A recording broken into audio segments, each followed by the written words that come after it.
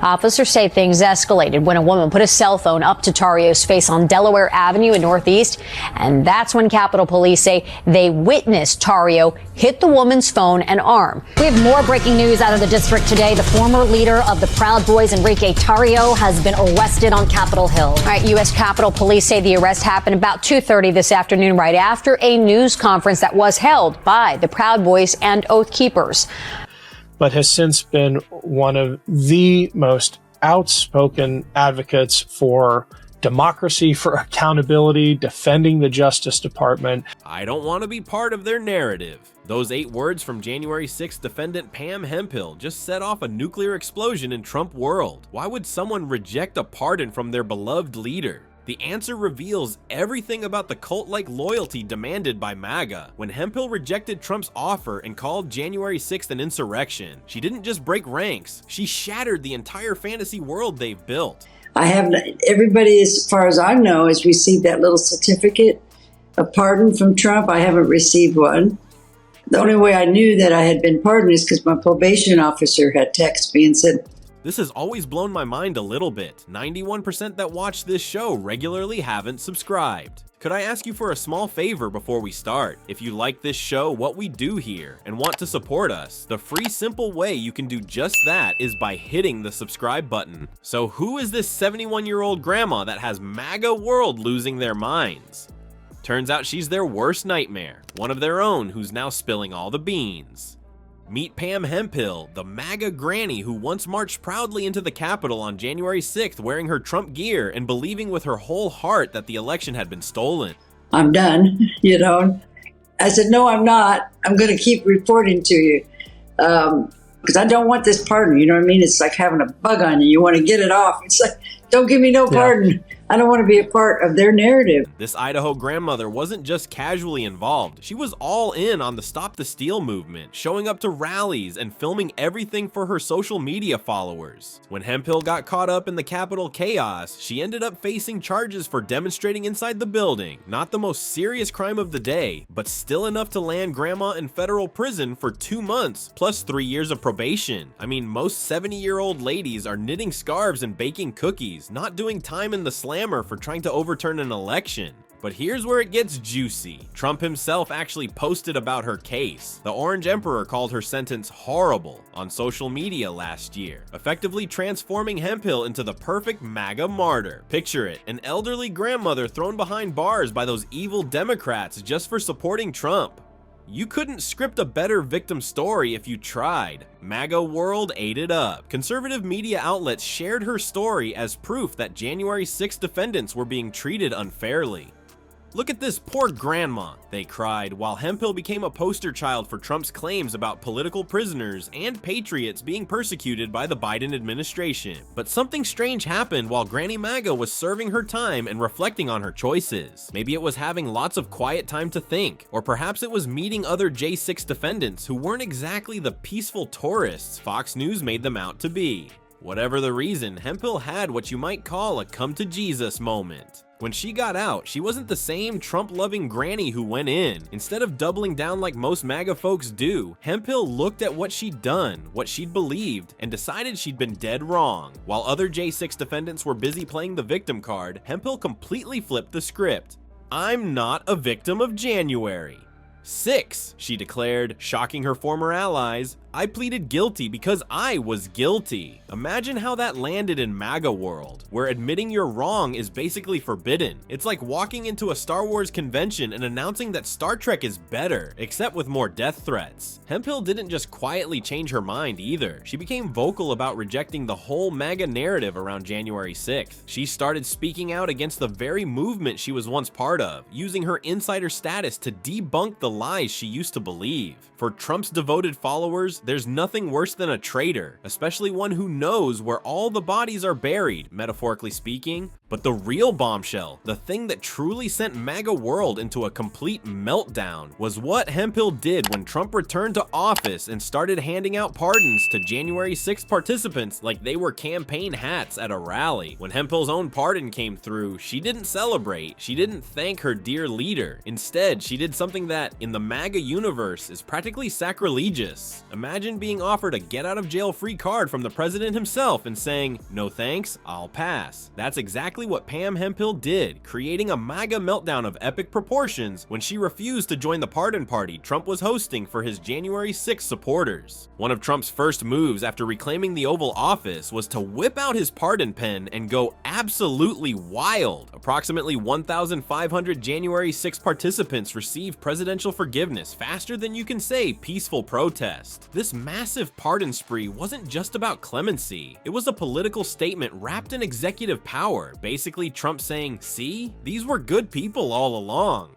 The pardons played perfectly into the narrative Trump had been pushing since the Capitol riot, that the participants weren't violent insurrectionists, but patriots, who were unfairly persecuted by a justice system out to get him and his supporters. Each pardon reinforced the story that these people were victims of a weaponized Department of Justice, rather than folks who, actually broke the law. For most of the January 6 defendants, these pardons were like Christmas morning. They celebrated across social media, appearing on MAGA-friendly shows to praise their dear leader's generosity. Many used their newfound freedom to double down on claims that they were just peaceful protesters exercising their constitutional rights, conveniently forgetting the smashed windows, injured officers, and that whole "Hang Mike Pence" chant. In MAGA world, accepting Trump's pardon became more than just a legal benefit. It transformed into a loyalty test. It was like getting stamped with an official Trump-approved seal. Rejecting it, well, that would be like turning down an invitation to Mar-a-Lago's all-you-can-eat buffet, practically sacrilegious in their eyes. When Hemphill's probation officer texted her with the news that she was done with her case thanks to Trump's pardon, everyone expected grateful tears and endless praise for the president. Instead, what they got was something completely different. "No, I'm not," Hemphill responded to her stunned probation officer. "I'm going to keep reporting to you because I don't want this pardon." Let that sink in. While thousands were celebrating their pardons, Hemphill was actively refusing hers, essentially saying, "I'd rather stay on probation, thanks."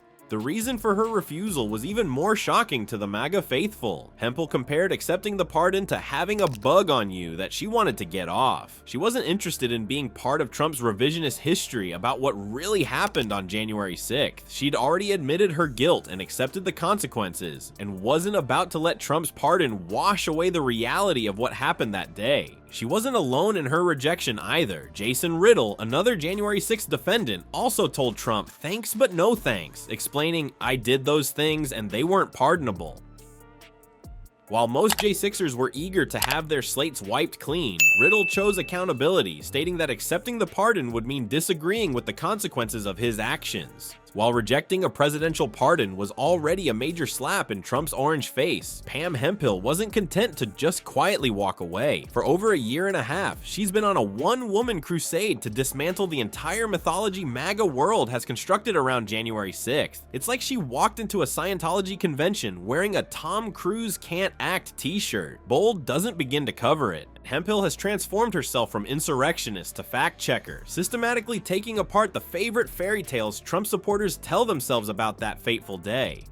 Armed with actual court records and official documents, she's become a walking, talking reality check for the alternative facts crowd. When MAGA diehards claim the Capitol Police just opened the doors and invited everyone in, Hemphill is right there to correct the record. When they insist it was just a peaceful protest, she points to the evidence of violence captured on hundreds of videos. And each time they whine about the weaponized DOJ persecuting poor innocent patriots, she reminds them that many defendants, herself included, actually pleaded guilty because, surprise, they were guilty. "I went to prison because of Trump's lies and your lies, and I've been a little angry about that," Hemphill states, cutting through the nonsense with grandmother-like directness. For her, setting the record straight isn't just about politics, it's personal amends for her role in an attack on democracy. What makes Hemphill particularly threatening to the MAGA ecosystem isn't just her message, it's her messenger status. As someone who was there, who wore the red hat, who believed the big lie, and who did the time, she has a credibility that no Democratic politician or liberal pundit could ever achieve. She knows all the talking points because she once repeated them herself. She understands the psychology because she lived it. It's like having a former cult member explain exactly how the brainwashing works. Devastating to those still trying to recruit new members. But Hemphill didn't stop at keyboard activism either. In a move that would make most people's stomachs churn with anxiety, she's taken her truth-telling campaign to the streets. Literally. Picture a 71-year-old grandmother standing on street corners in deep red Boise, Idaho, holding signs calling January 6th what it was,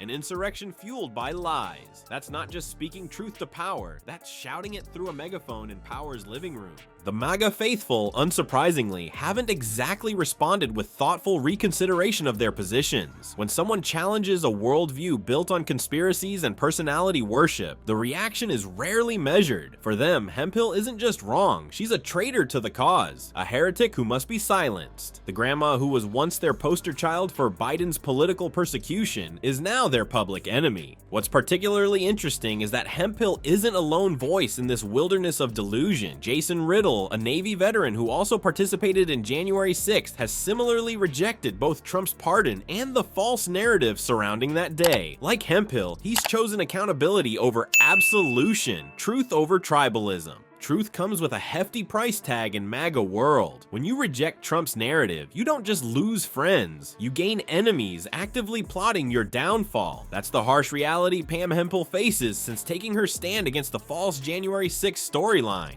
The backlash against her isn't just angry tweets or name-calling. It's evolved into something far more sinister, with organized efforts to intimidate and potentially harm this 71-year-old grandmother. Leading this charge is none other than Enrique Tarrio, the former Proud Boys leader, who's made explicit threats suggesting Hemphill could face arrest under a new judge now that Trump has returned to power. It's a chilling reminder of how MAGA loyalists view the justice system, not as an independent branch of government, but as a weapon to be aimed at enemies. The intimidation campaign doesn't stop there. MAGA supporters have been tagging Kash Patel in their online attacks against Hemphill. If that name sounds familiar, it's because Patel now holds a position at the FBI under Trump's new administration. See what they're doing? They're not just randomly harassing her, they're trying to make her a formal target for investigation by federal authorities. Subtle as a brick through a window, these folks. Perhaps most disturbing is Ivan Racklin, who's given himself the comically villainous title Minister of Retribution for Trump.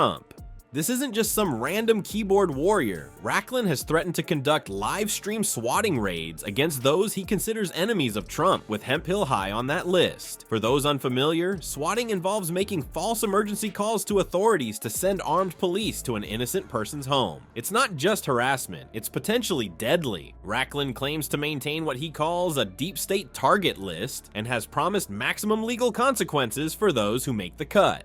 Legal consequences? Sure, January. What he's really describing is vigilante justice, wearing a cheap Halloween costume of legitimacy. This harassment campaign is part of what Hemphill refers to as Plan B, a frightening development where MAGA extremists are forming their own parallel justice system. We're talking self-appointed constitutional sheriffs and makeshift grand juries targeting Trump's perceived enemies. It's basically a dollar store version of a justice system, except the only law that matters is loyalty to Trump. All of this raises an obvious question. With death threats, swatting schemes, and a makeshift revenge squad on her tail, what keeps a 71-year-old grandmother going? Why not just shut up and enjoy her golden years in peace? The answer came in an unexpected message. A Capitol police officer who was injured during the January 6th insurrection reached out to Hemphill after hearing she'd rejected Trump's pardon. This officer told Hemphill she cried when she heard the news, not tears of anger, but of gratitude and vindication. For every MAGA loyalist threatening her, there's someone who was actually harmed that day who sees Hemphill's stand as meaningful and important. What makes Pam Hemphill's story so powerful isn't just her rejection of a presidential get-out-of-jail-free card, it's that she's actively trying to make amends. In her own words, she hopes her stand is going to help somebody know that one J6er knows they were wrong, and I am so sorry for what happened that day and that I was even part of that garbage. Pretty refreshing, right? While Trump's biggest fans are busy creating their fantasy grand juries and swatting plans, Grandma Pam is out there saying, "Yep, I messed up." Her journey from MAGA hat-wearing protester to truth-teller exposes how hard it is to leave a movement that demands total loyalty. The MAGA crowd doesn't want confessions or complexity, they want obedient soldiers. But sometimes it takes a 71-year-old grandmother to show what real courage looks like. Admitting when you're wrong, even when the whole tribe turns against you. That's way harder than storming the Capitol.